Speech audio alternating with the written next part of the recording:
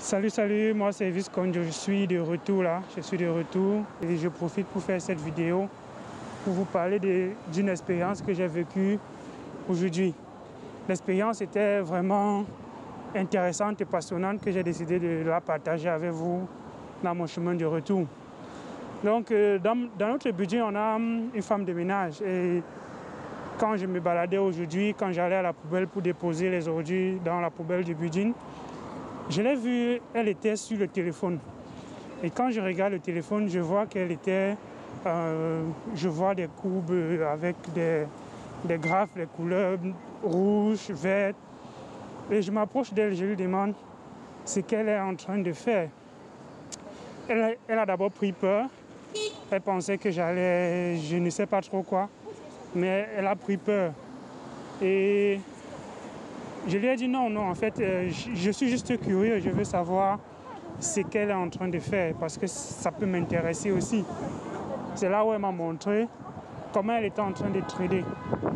Et elle trade avec les stocks, elle ne trade pas avec les crypto-monnaies, elle trade plutôt avec les stocks. Donc les matières premières, les devises, oui. C'est ça qu'elle était en train de trader. Elle a plus de la soixantaine, cette maman.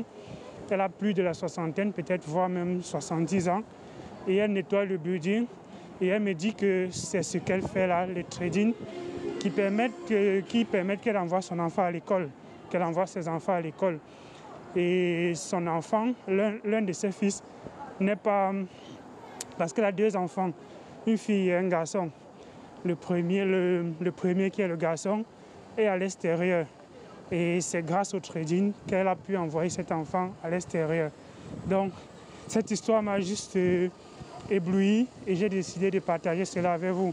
Une maman de plus de 60 ans qui balaie la rue, qui balaie le building, qui nettoie le building, mais qui parvient à envoyer son enfant à l'étranger grâce au trading. Donc, c'est juste pour vous dire que les personnes de l'autre côté de la planète saisissent les opportunités, sont en train d'investir et se faire de l'argent dans le trading, dans les crypto-monnaies, dans d'autres choses. C'était pas les crypto-monnaies, mais j'ai déjà vu d'autres personnes qui tradaient les crypto-monnaies. Donc, j'ai décidé de partager cela avec vous aujourd'hui.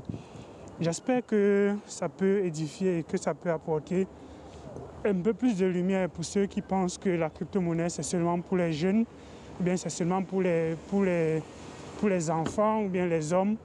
Ça n'a pas de sens.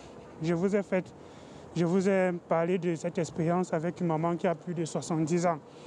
Donc, voilà.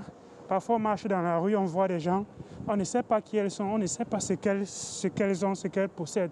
Vous pensez qu'une personne chez nous, par exemple en Afrique, qui aurait des bénéfices de ce genre, au point d'envoyer son enfant à l'étranger, serait en train de balayer encore les cours, balayer la poubelle et autres, et faire de ces tâches qu'on qualifie chez nous de bas niveau. Pensons un peu, et il faudrait qu'on change notre façon de penser. La richesse, ce n'est pas en roulant dans une grosse voiture qu'on va montrer qu'on est riche. Elle, je la considère comme une maman qui est riche, parce que la qualité d'éducation qu'elle a pu donner à ses enfants, c'est quand même une richesse qui est pour moi bien trop grande. J'ai décidé de partager cela avec vous. Donc c'était Visconjo, j'espère que vous portez bien. À une prochaine vidéo. Ciao.